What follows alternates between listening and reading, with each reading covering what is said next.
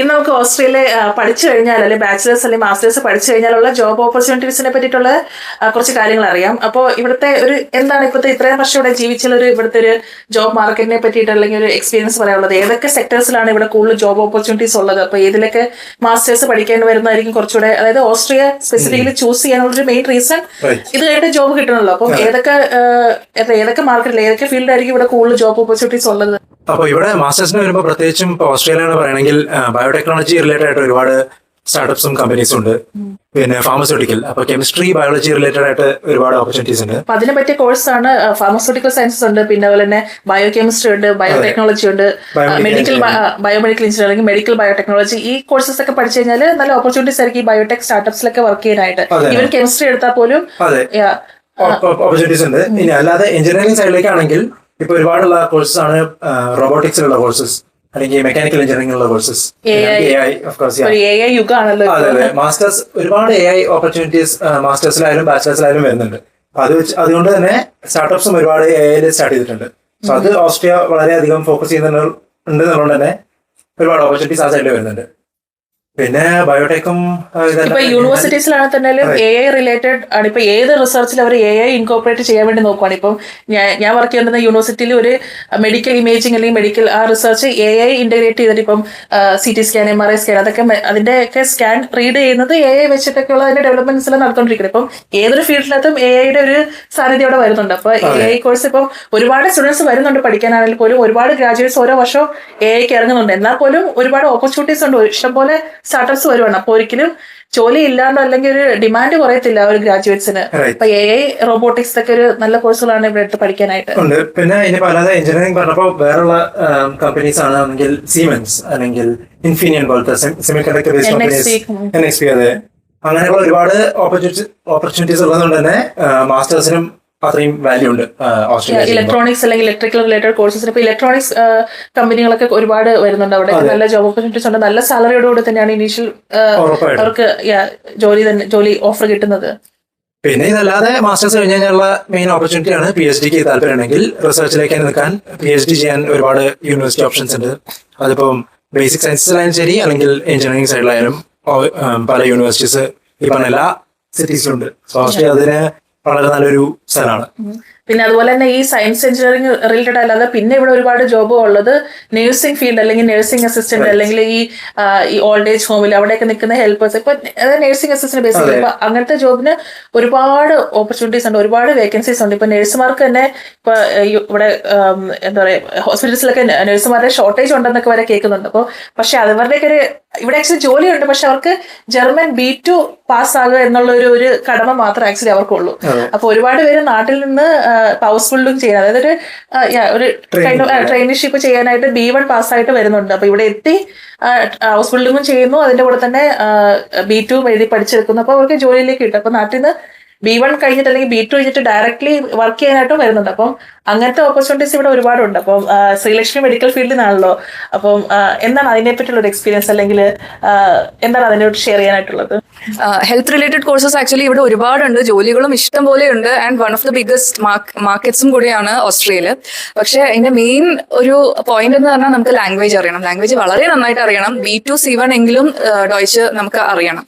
പിന്നെ ഒരു കാര്യം എന്ന് വെച്ചാൽ നമ്മുടെ നാട്ടിൽ നിന്ന് നമ്മൾ പഠിക്കുന്ന രീതിയും ഡോയ്ച്ച് പഠിക്കുന്ന രീതിയും ഇവിടെ വന്നിട്ട് ഓസ്ട്രിയൻ സ്ലാങ്ങും അവരുടെ ആ സ്പീഡ് ഓഫ് സംസാരിക്കുന്നതിന്റെ സ്പീഡ് ഇതൊക്കെ നമ്മൾ കേൾക്കുമ്പോഴത്തേക്കും കുറച്ച് ഡിഫറെന്റ് ആയിരിക്കും. അത് ഇവിടെ വന്ന് ആൾക്കാരായിട്ട് ഇടപഴകിയാൽ മാത്രമേ നമുക്ക് അത് കിട്ടുകയുള്ളൂ. നഴ്സസിന് ആക്ച്വലി നാട്ടില് നഴ്സസ് പറയുന്നത് ഞാൻ കേട്ടിട്ടുണ്ട്, അവർക്ക് വർക്ക് ലൈഫ് ബാലൻസ് ഒക്കെ വളരെ മോശമാണെന്നുള്ളത്. പക്ഷെ ഇവിടെ അങ്ങനെയല്ല, ഇവിടെ നല്ലൊരു വർക്ക് ലൈഫ് ബാലൻസ് നഴ്സസിന് തന്നെയുണ്ട്. പിന്നെ അവരുടെ സാലറിയും വളരെ നല്ലതാണ്. അതുകൊണ്ട് തന്നെ ഓസ്ട്രേലിയ ഇഷ്ടം പോലെ മലയാളി നഴ്സുമാരെ നിങ്ങൾക്ക് കാണാൻ പറ്റും. സോ ഇവിടെ ബാച്ചിലേഴ്സ് അല്ലെങ്കിൽ മാസ്റ്റേഴ്സ് ഒക്കെ ആയിട്ട് നിങ്ങൾ വർക്കിന് കയറുമ്പോൾ നിങ്ങൾക്ക് ഇപ്പൊ ഇന്ത്യയിലൊക്കെ വർക്ക് ചെയ്തിട്ടുള്ളവരാണെങ്കിൽ ഇവിടുത്തെ ജോലി അറ്റ്മോസ്ഫിയറും ഇന്ത്യയിലത്തെ ഒരു ജോലി പാറ്റേൺ ഒക്കെ ചിലപ്പോൾ കംപ്ലീറ്റ്ലി ഡിഫറെന്റ് ആയിട്ട് തോന്നിയേക്കാം, ആക്ച്വലി ഇൻ എ ഗുഡ് വേയില്. തീർച്ചയായിട്ടും ഓസ്ട്രേലിയ പ്രത്യേകിച്ചും അങ്ങനെയുള്ള ഒരുപാട് ബെനിഫിറ്റ്സ് ആയാലും അല്ലെങ്കിൽ ഒരു സ്റ്റെബിലിറ്റി, വർക്ക് സ്റ്റെബിലിറ്റി ഭയങ്കര കൺസിഡർ ചെയ്യുന്ന ആൾക്കാരാണ് ഇവിടെ. പ്രധാനമായിട്ട് പറയുമ്പോൾ ഏതൊരു ജോലിയാണെങ്കിലും ജോയിൻ ചെയ്യുമ്പോൾ അവിടെ ഒരു മിനിമം ബേസ് സാലറി ഉണ്ടാവും. ഇവിടെ ഒരു അത്യാവശ്യം നല്ല രീതിയിൽ ജീവിക്കാൻ പറ്റുന്ന രീതിയിലുള്ള സാലറി മേക്ക് ഷുവർ ചെയ്യും. ഏതൊരു അൺസ്കിൽഡ് ജോബ് ആണെങ്കിലും പോലും ഒരു ബേസിക് സാലറി വെച്ച് അത്യാവശ്യം ഡീസന്റ് ലൈഫ് നമുക്ക് ഇവിടെ ജീവിക്കാൻ പറ്റും. അതെ, ഇവിടെ ഒരു കളക്റ്റീവ് അഗ്രിമെന്റ് എന്ന് പറഞ്ഞിട്ട് ഒരു മിനിമം ബേസ് സാലറി എല്ലാ ജോബ്സിനും ഗ്യാരണ്ടി ചെയ്യുന്നുണ്ട്. അതിന് മുകളിൽ ബാർഗനിങ് അല്ലെങ്കിൽ നെഗോഷിയേറ്റ് ചെയ്യാനുള്ള ഓപ്ഷൻസ് ഉണ്ട്. അപ്പൊ അതുകൊണ്ട് ഇവര് മേക്ക് ഷുവർ ചെയ്യുന്ന കാര്യം എന്താണെന്ന് വെച്ചാൽ ഏതൊരു ജോബ് ചെയ്യുന്ന ഒരാൾക്കും ഇവിടെ ഒരു ഡീസെന്റ് ലൈഫ് ചെയ്യാൻ പറ്റണം എന്നുള്ളൊരു അഷുറൻസ് കിട്ടും. പിന്നെ പ്രധാനമായിട്ട് പറയാനുള്ള ഒരു ഓസ്ട്രിയ സ്പെസിഫിക് ആയിട്ടുള്ള കാര്യം എന്ന് വെച്ച് കഴിഞ്ഞാൽ ഒരു വർഷത്തിൽ 12 മാസമാണെങ്കിലും 14 ടൈംസ് സാലറി കിട്ടുന്ന ഒരു സിസ്റ്റമാണ് ഇവിടെ ഫോളോ ചെയ്യുന്നത്. ഒരു 2 months എക്സ്ട്രാ ഒരു ബോണസ് പോലെയാണ്. പക്ഷെ അത് എല്ലാ ജോബ്സ് ഇൻ ഓസ്ട്രിയയിലും അഷുറൻസ് ഉണ്ടാവുമായിരിക്കും.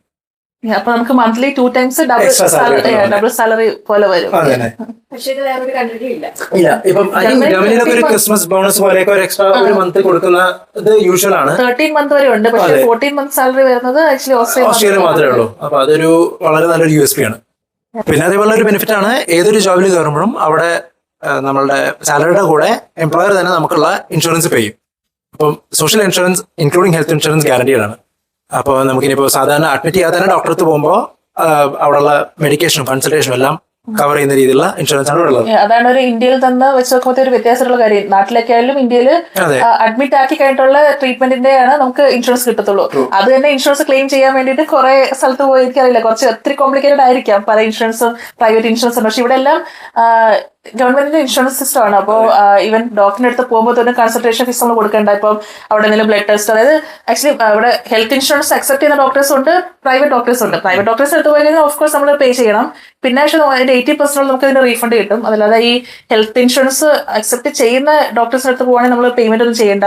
അവിടെ ബ്ലഡ് ടെസ്റ്റോ അങ്ങനെ പിന്നെ ബേസിക് അവിടെ നിന്ന് കിട്ടുന്ന മെഡിക്കേഷൻസ് ഒന്നും ആക്ച്വലി പേയ്മെന്റ് ഇല്ല. പിന്നെ അതുപോലെ തന്നെ നമ്മളിവിടെ ഫാർമസിയിൽ നമുക്ക് എന്തെങ്കിലും മരുന്ന് പ്രിസ്ക്രൈബ് ചെയ്യുവാണെങ്കിൽ അതിലും ഒരു ഡിഡക്ഷൻ ഉണ്ടാവും. പക്ഷെ പ്ലാൻ ബേസ്ഡ് മെഡിസിൻസ് അങ്ങനത്തെ കുറച്ച് എമർജൻസി സപ്ലിമെന്റ്സ് അതിനൊന്നും കിട്ടത്തില്ല. അതായത് ഒരു അസുഖത്തിന് വേണ്ടി ട്രീറ്റ് ചെയ്യുന്ന മെഡിസിൻസിനൊക്കെ ആക്ച്വലി അതിലും കുറച്ച് ഇൻഷുറൻസ് പേ ചെയ്തിട്ട് അതായത് കുറച്ച് എമൗണ്ട് ഡിസ്കൗണ്ട് ഉണ്ട്. പിന്നെ നേരത്തെ പറഞ്ഞ പബ്ലിക് സർവീസുള്ള അല്ലെങ്കിൽ പ്രൈവറ്റ് അല്ലാത്ത ക്ലിനിക്സ് അല്ലെങ്കിൽ ഹോസ്പിറ്റൽസ് ആണ് മെജോറിറ്റി. അതുകൊണ്ട് ഇൻഷുറൻസ് കവർ ചെയ്യും കാര്യങ്ങളെല്ലാം വരും. അതിനെക്കുറിച്ച് ടെൻഷൻ അടിക്കുന്ന ആവശ്യമില്ല. ആക്ച്വലി ഓസ്ട്രേലിയ ഒരു പബ്ലിക് ഹെൽത്ത് ഇൻഷുറൻസ് സിസ്റ്റം ആണ്. അപ്പൊ വേൾഡിൽ തന്നെ ഒരു അത്യാവശ്യം ടോപ്പിൽ നിൽക്കുന്ന ഒരു വെൽ സ്ട്രക്ചേർഡ് ഒരു ഇൻഷുറൻസ് ഒരു അല്ലെങ്കിൽ ഒരു ഹെൽത്ത് ഈ ഹോൾ ഇൻഡസ്ട്രി എന്ന് പറയുന്നത് ഒരു ഹെൽത്ത് ഒരു എന്താ പറയാ അതുപോലെ തന്നെ എമർജൻസിക്ക് നമുക്ക് ആംബുലൻസ് ഒക്കെ വിളിച്ചതിനെ പെട്ടെന്ന് ഓൺ സ്പോട്ട് നമുക്ക് ആ ഒരു ഫെസിലിറ്റി ഉണ്ടല്ലോ. ബാക്കി യൂറോപ്യൻ കൺട്രീസിലൊക്കെ മെഡിക്കൽ ട്രീറ്റ്മെന്റ് കുറച്ച് ലാഗില്ല. പിന്നെ ഇങ്ങനെ കുറച്ച് ആൾക്കാർ നെഗറ്റീവ് പറയുന്നത് അപ്പോയിന്റ്മെന്റ് ഒക്കെ ഇവിടെ എല്ലാവരും അപ്പോയിന്റ്മെന്റ് സിസ്റ്റത്തിലാണ് പോകുന്നത്. പക്ഷെ നമ്മുടെ കേസ് എത്ര എമർജൻസി ആണെങ്കിൽ നമുക്ക് പെട്ടെന്ന് കിട്ടും. ഇപ്പൊ ഹോസ്പിറ്റൽസിൽ പോകാൻ പറ്റും. നമ്മുടെ അധികം എമർജൻസി ഒന്നും. പക്ഷെ ഇവിടെ ആക്ച്വലി വേറൊരു കാര്യം കൂടെ എനിക്ക് പറയാനുള്ളത് ഞാൻ നോട്ടീസ് ചെയ്തതാണ്. ചെറിയൊരു പനി അല്ലെങ്കിൽ അങ്ങനെയൊക്കെ പോകുമ്പോഴത്തേക്ക് ഇവിടെ ആൾക്കാർ അധികം മരുന്നുകളല്ലേ ഹോം റെമഡീസ് ഒക്കെയാണ് ഇവിടെ ഈവൻ ഡോക്ടേഴ്സ് വരെ റെക്കമെൻഡ് ചെയ്യുന്നത്. നാട്ടിൽ ഒരു ചെറിയൊരു തൊണ്ടവേദന കൊണ്ട് പോയി കഴിഞ്ഞാൽ എനിക്കറിയില്ല പറയാൻ പറ്റുന്ന ആന്റിബയോട്ടിക് അങ്ങ് നേരെ അങ്ങ് എഴുതരും. ഇവിടെ ആക്ച്വലി ബ്ലഡ് ടെസ്റ്റ് ചെയ്ത് ഓക്കെ ബാക്ടീരിയൽ പ്രസൻസ് ഉണ്ടോ ബാക്ടീരിയൽ ഇൻഫെക്ഷൻ ഉണ്ടോ നോക്കിയിട്ട് മാത്രമാണ് ഇവിടെ ആന്റിബയോട്ടിക് പ്രിസ്ക്രൈബ് ചെയ്യുള്ളൂ. ഈവൻ ജസ്റ്റ് ചെറിയ ജലദോഷം എന്ന് പറയുന്നത് ആക്ച്വലി ചിലപ്പോൾ വൈറൽ ഫീവർ ആവാം. വൈറൽ ഫീവറിന് ആന്റിബയോട്ടിക് കൊടുത്തിട്ട് എന്ത് കാര്യം? നമ്മുടെ ബോഡി തന്നെ ബോഡിയിൽ നല്ല മൈക്രോബയോമിനെ കൂടെ ഡിസ്റ്റർബ് ചെയ്യാന്നുള്ളത് വേറെ ഒന്നും അതിന് പറ്റത്തില്ല. അപ്പം അതെ പ്രോപ്പർ ഡയഗ്നോസ് അത് ആക്ച്വലി കുറച്ച് പേർക്കൊന്നും ചിലപ്പോൾ തേക്കില്ല. കാരണം നമുക്കൊക്കെ നാട്ടിൽ പോയിട്ട് കുറച്ച് മരുന്ന് കിട്ടുവാണെങ്കിൽ ഒരു മെന്റൽ സാറ്റിസ്ഫാക്ഷൻ ആ ഒരു മെന്റൽ. പക്ഷെ ഇപ്പൊ ശീലമായി തുടക്കത്തിൽ വന്നപ്പോൾ ഇതൊന്നും മരുന്നും തരാത്തെന്നുള്ളൊരു ഇതായിരുന്നു. പക്ഷെ പിന്നെ ആക്ച്വലി വെറുതെ മരുന്ന് കഴിക്കേണ്ട ആവശ്യം ഉണ്ടെങ്കിൽ കഴിച്ചാൽ പോരാ. പിന്നെ അതുപോലെ ഹോസ്പിറ്റൽ സ്റ്റേയിൽ പറയാനുള്ള ഇപ്പൊ ഹോസ്പിറ്റലിൽ നമ്മളിപ്പോ അഡ്മിറ്റ് ആയി കടന്നു കഴിഞ്ഞാൽ അവിടുന്ന് ഫുഡ് തന്നെ അവിടുന്ന് ഫ്രീ ആയിട്ട് തരും. പക്ഷെ ഒരു ഹോസ്പിറ്റലിൽ കിടക്കുമ്പോഴത്തേക്ക് ഒരു ബേസിക് ഒരു ഇപ്പൊ ഇൻഷുറൻസ് കവർ ചെയ്താലും ഡെയിലി ഒരു €10 €12 അങ്ങനെ ഒരു ഡെയിലി ചാർജ് ഉണ്ട്. അത് നമുക്ക് ആക്ച്വലി ബില്ലായിട്ട് വരും. പക്ഷെ മെറ്റേണിറ്റി റിലേറ്റഡോ നമ്മളിപ്പോ ഒരു ഓർഗൻ ഡൊണേറ്റ് ചെയ്യാൻ വേണ്ടിയിട്ടൊക്കെ അഡ്മിറ്റ് ചെയ്യുവാണെങ്കിൽ അതൊക്കെ ആക്ച്വലി ഫ്രീ ആണ്. അപ്പം ഇതൊക്കെ ഒരു ശരിക്കും പറഞ്ഞാൽ എടുത്ത് പറയേണ്ട ഒരു കാര്യമാണ്. എന്തുകൊണ്ട് ഓസ്ട്രേലിയ നിങ്ങൾ പഠിക്കാൻ ചൂസ് ചെയ്യണം അല്ലെങ്കിൽ അത് കഴിഞ്ഞിട്ട് ഇവിടെ ഒരു ജോലി ചെയ്യാൻ അല്ലെങ്കിൽ ഇവിടെ ഒരു ലൈഫ് സെറ്റിൽ ആക്കാൻ വേണ്ടിയിട്ട് എന്തിനു ചൂസ് ചെയ്യണം എന്നുള്ളൊരു ഒരു ആൻസേഴ്സ് ആണ് ഇതൊക്കെ. ഓസ്ട്രേലിയൻ ആണോ അതോ തേർഡ് കൺട്രി നാഷണൽ ആണോ എന്നുള്ളൊരു ഒരു ഡിഫറൻസ് അല്ലെങ്കിൽ അങ്ങനെ ഒരു വേർതിരിച്ചൊന്നും അല്ല ഇവിടുത്തെ. ഇപ്പം എന്ത് സർവീസ് നമ്മൾ പോയാലും അങ്ങനെ ഒരു ഡിഫറൻസ് ഇല്ല. എല്ലാവർക്കും ഒരേപോലെ തന്നെയാണ്. ഈവൻ ലോയും റൂളും എല്ലാവർക്കും ഒരേപോലെയാണ്. അതായത് ഒരു എടുത്ത് പറയേണ്ട തന്നെ ഒരു കാര്യമാണ്. ഓസ്ട്രേലിയയുടെ ഇൻഷുറൻസിന്റെ കാര്യം പറഞ്ഞപ്പോൾ തന്നെ ഓർമ്മ വന്നൊരു കാര്യമാണ് പബ്ലിക് ട്രാൻസ്പോർട്ടിനെ കുറിച്ചിട്ട്. ഓസ്ട്രേലിയയുടെ public transport is one of the best in the world. അത് നമുക്ക് ശരിക്കും ഇവിടെ ഇന്ത്യയിൽ നിന്ന് ഇങ്ങോട്ട് വന്നപ്പോൾ തോന്നിയൊരു ബിഗ് ഡിഫറൻസും കൂടെയാണത്.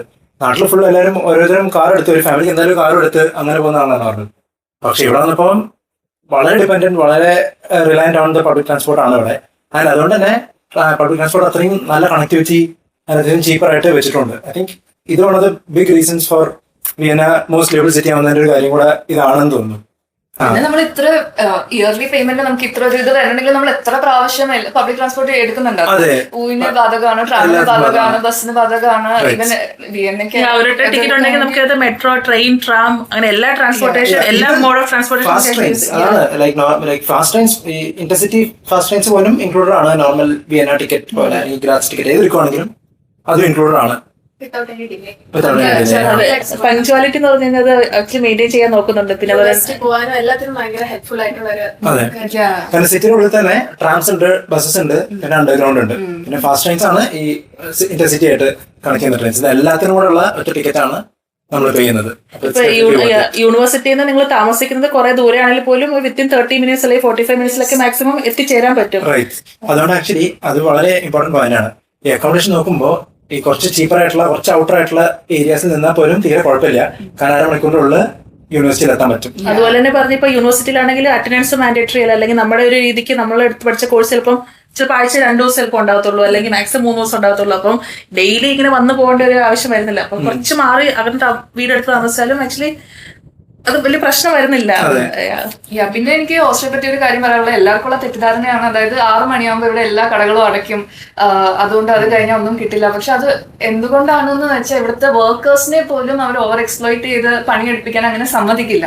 അവർക്ക് വരെ ഏറ്റവും താഴത്തെ ലെവലിൽ നിൽക്കുന്ന വർക്കേഴ്സിന് വരെ ആ വർക്ക് ലൈഫ് ബാലൻസ് കൊടുക്കാൻ വേണ്ടിയിട്ടാണ് ഇവിടെ മാൻഡേറ്ററി ആയിട്ട് എല്ലാ കടകളും 6 മണി 7 മണിയാകുമ്പോൾ അടയ്ക്കുന്നത്. നമ്മൾ അവരുടെ സൈഡിൽ നിന്ന് കൂടെ ഒന്ന് ചിന്തിക്കുക. അപ്പൊ അവർക്ക് ലൈഫ് ഉണ്ട്, അവർക്ക് ഫാമിലി ഉണ്ട്. അപ്പൊ 7:30 കഴിഞ്ഞ് അവർ വീട്ടിൽ പോകുന്നു, അവരവരുടെ ഫാമിലിയോടെ ടൈം സ്പെൻഡ് ചെയ്യുന്നു. സൺഡേ ആണെങ്കിൽ എല്ലാം സൂപ്പർമാർക്കറ്റ് ഹോളിഡേ ആണ്. കാരണം അവർക്കും ലൈഫ് ഉണ്ട്, ഫാമിലി ഉണ്ട്, അവർക്ക് സ്പെൻഡ് ചെയ്യാൻ വേണ്ടിട്ട് ബേസിക്കലി. അതെ, പക്ഷെ ഇത് നമ്മൾ പാർട്ട് ടൈം വർക്കിന് വേണ്ടി വരുമ്പോൾ നമുക്കും ഇത് യൂസ്ഫുൾ ആണ്. കാരണം സ്റ്റുഡൻസിന് ഇത്രയും അവരെ വർക്ക് ചെയ്യാൻ പറ്റുള്ളൂ. ഫുൾ ടൈം ആണ് നമ്മൾ വർക്ക് ചെയ്യുന്നതെങ്കിൽ നമുക്ക് 6 o'clock കഴിഞ്ഞാൽ we have to go home. അപ്പൊ നമ്മളെ ഇപ്പം മേലുദ്യോഗസ്ഥ ഇനിയും പണിയെടുക്കും ഇനിയും പണിയെടുക്കും അങ്ങനെയൊന്നും പറയാൻ പറ്റില്ല ഇവിടെ. അത് അതെ, ഇനി ഈവൻ ഫുൾ ടൈം ജോബ് ചെയ്യുമ്പോൾ പോലും ആ ഒരു സെക്യൂരിറ്റി എംപ്ലോയീസിന് അത് എല്ലാ ജോബ്സിനും ചെയ്യുന്നുണ്ട് ഗവൺമെന്റ്. അതായത് ഇപ്പൊ 40 hours വർക്ക് ആണ് അവിടെ മാൻഡേറ്ററി ആയിട്ട് പറയുന്നത്. അപ്പൊ 40 hours വർക്ക് ചെയ്താൽ മതി ഒരു വീക്കിൽ. അത് മാത്രമല്ല, ഏതൊരു ജോബിൽ കയറിയാലും ഒരു വർഷം 25 days ഹോളിഡേ ഉണ്ട്.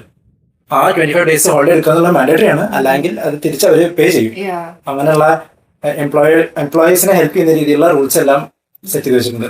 ഇവിടെ സ്പെസിഫിക്കലി സ്റ്റുഡൻസ് എന്ത് type of part time jobs ആണ് അവർ ആക്ച്വലി അവർക്ക് കിട്ടുക അല്ലെങ്കിൽ കിട്ടാൻ എളുപ്പം? അശ്വതിക്ക് അറിയാവുന്ന അശ്വതി ഫ്രണ്ട്സ് ഒക്കെ എന്ത് ടൈപ്പ് ഓഫ് ജോലീസ് ആണ് അവർ ചെയ്യുന്നത്? അവരുടെ ഒരു ജോലിയുടെ നേച്ചർ എങ്ങനെയാണ്? അവർക്ക് എന്തുമാത്രം വർക്ക് ചെയ്യേണ്ടി വരുന്നു? അതിനെ പറ്റിയൊന്ന് പറയുമോ? ആക്ച്വലി നമുക്ക് ഇവിടെ സ്റ്റുഡൻസിന് ഭയങ്കര വർക്ക് ഫ്രണ്ട്ലി ആണ്. കാരണം എൻ്റെ ഫ്രണ്ട്സ് ആയാലും ഞങ്ങൾ എല്ലാവരും ആണെങ്കിലും ആഴ്ചയിൽ ഇപ്പോൾ 2 ദിവസം ക്ലാസ് ഉള്ളെങ്കിൽ ബാക്കി ഏതെങ്കിലും ഒരു 2 ദിവസം വർക്ക് ചെയ്താൽ മതി. വീക്കിലി 2 ദിവസം വർക്ക് ചെയ്യുമ്പോൾ തന്നെ നമുക്ക് ഓൾറെഡി 850 to 900 euros ആണ് നമുക്ക് കിട്ടുന്നത്. മെയിൻലി അതെ, ഒരു വീക്കിൽ ചെയ്താൽ മതി. നമ്മളിപ്പോൾ ഒരു വീക്കിൽ 3 days വർക്ക് ചെയ്തു, 20 hours കൂടുതൽ വർക്ക് ചെയ്ത് കഴിഞ്ഞാൽ നെക്സ്റ്റ് വീക്ക് നമുക്ക് അതനുസരിച്ചിട്ടുള്ള ഒരു കൺസിഡറേഷൻ കിട്ടും. സോ അങ്ങനെ മന്ത്ലി ഒരു കവറേജ് ഉണ്ടല്ലോ വർക്കിംഗ് അവേഴ്സ്, അത് നമ്മൾ കംപ്ലീറ്റ് ചെയ്താൽ മതി. പിന്നെ ഇവിടെ ബേസിക്കലി സ്റ്റുഡൻസിന് ഫുഡ് ചെയിൻസ് ആയിട്ടുള്ള മക്ഡൊണാൾഡ്സ്, KFC, ബർഗർ കിങ് അങ്ങനത്തെ ഒരു ഓപ്പർച്യൂണിറ്റീസ് ഉണ്ട്. പിന്നെ അതുപോലെ തന്നെ നമുക്ക് വർക്കിംഗ് സ്റ്റുഡൻ്റ് ആയിട്ട് കയറാൻ പറ്റും. നമുക്ക് ഇന്റേൺഷിപ്സ് അപ്ലൈ ചെയ്തിട്ട് നമുക്ക് ഡയറക്റ്റ് കമ്പനിയിൽ തന്നെ 3 to 6 months ഇന്റേൺഷിപ്പ് ചെയ്യാൻ പറ്റും. ത്രൂ ഇന്റേൺഷിപ്പ് നമുക്ക് ഡയറക്റ്റ് ആ കമ്പനിയിൽ മാസ്റ്റേഴ്സ് അല്ലെങ്കിൽ ഏത് ബാച്ചിലേഴ്സ് ആണെങ്കിലും ഏത് കോഴ്സ് നമ്മൾ ചെയ്യുന്നതെന്ന് വെച്ചാൽ അത് കംപ്ലീറ്റ് ചെയ്തിട്ട് ഡയറക്റ്റ് ആ കമ്പനിയിൽ തന്നെ വർക്ക് ചെയ്യാനുള്ള ഒരു ഓപ്പർച്യൂണിറ്റിയും കൂടി ഇവിടെ ഗവൺമെന്റ് പ്രൊവൈഡ് ചെയ്യുന്നുണ്ട്. സോ ആസ് എ സ്റ്റുഡൻറ് ഞാൻ പറയുവാണെങ്കിൽ നമുക്ക് വർക്കിംഗ് സ്റ്റുഡൻ്റ് ആയിട്ടും കയറാം, അല്ലെങ്കിൽ നമുക്ക് റെസ്റ്റോറൻറ്റ്സ് അല്ലെങ്കിൽ ഏതെങ്കിലും ഫുഡ് ചെയിൻസ്, അല്ലെങ്കിൽ നമുക്ക് ക്ലീനിങ് ജോബ്സ് ചെയ്യാം. പിന്നെ നമുക്ക് ബേബി സിറ്റിംഗ്, അങ്ങനെ വേറെ വൈഡ് വെറൈറ്റീസ് ഉണ്ട്. അത് ഡിപ്പെൻഡ്സ് അപ്പോൾ നമ്മുടെ ഇൻട്രസ്റ്റ്, നമ്മുടെ ഇൻട്രസ്റ്റ് അനുസരിച്ച് നമുക്ക് പല രീതിയിലുള്ള ഒരു ജോബ് നമുക്ക് നോക്കാം. പിന്നെ കിച്ചൺ ജോബ്സിനൊക്കെ അതിൻ്റെതായ കുറച്ച് ബുദ്ധിമുട്ടുകളൊക്കെ ഉണ്ട് എന്തായാലും, ക്ലീനിങ്ങും ഒക്കെ ചെയ്യുമ്പോഴത്തേക്കും. പിന്നെ ഇവിടെ ഈവൻ ഹോസ്റ്റൽസ് പോലും അങ്ങനത്തെ ജോലി ചെയ്തിട്ടാണ് ഇവിടെ ബാച്ചിലേഴ്സും മാസ്റ്റേഴ്സ് ഒക്കെ പഠിക്കുന്നത്. അപ്പൊ പിന്നെ നമ്മൾ ആക്ച്വലി നാട്ടിൽ അങ്ങനത്തെ ജോലി ചെയ്തൊന്നും ശീലമില്ല. ഇവിടെ വരുമ്പോഴത്തേക്കും ബട്ട് ഇവിടെ ഏത് ജോലി ചെയ്താലും നമുക്ക് നല്ല റെസ്പെക്ട് കിട്ടും.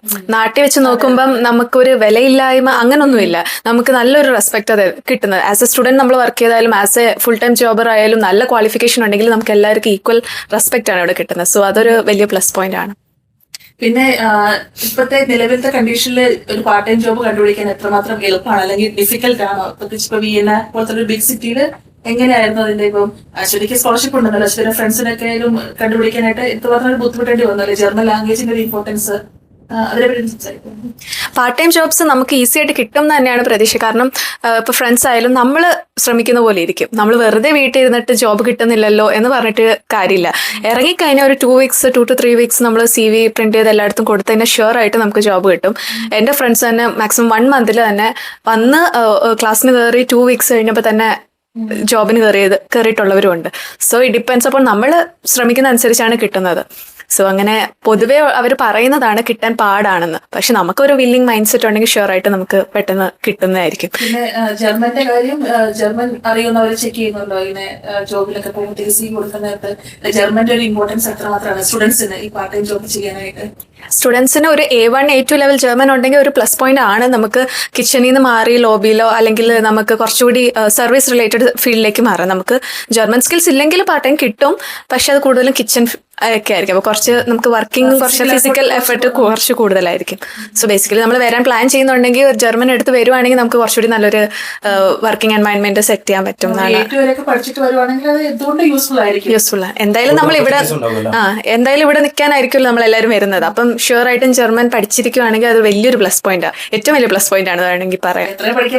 അത്രയും നല്ലതാണ്. എനിക്ക് പറയാനുള്ള ഒരു കാര്യം, അതായത് ഇപ്പൊ A1 A2 പഠിക്കണമെങ്കിൽ പ്രോപ്പർ ആയിട്ടുള്ള യൂട്യൂബ് വീഡിയോസ് ഉണ്ട്. ഇങ്ങനെ പ്രോപ്പർ എന്താ പറയാ, അതിന് വേണ്ടി എക്സ്ട്രാ കാശ് കൊടുക്കണം എന്ന് ഞാൻ പറയില്ല. കാരണം A1 A2 നമുക്ക് കൂടുതൽ മനസ്സിലാക്കാൻ വേണ്ടി ഹിയറിംഗ് ആണെങ്കിലും സ്പീക്കിംഗ് ആണെങ്കിലും ഇതിനൊക്കെ ഇഷ്ടം പോലെ ഭയങ്കര സ്ട്രക്ചേർഡ് ആയിട്ട് പഠിപ്പിക്കുന്ന യൂട്യൂബ് ചാനൽസ് ഉണ്ട്.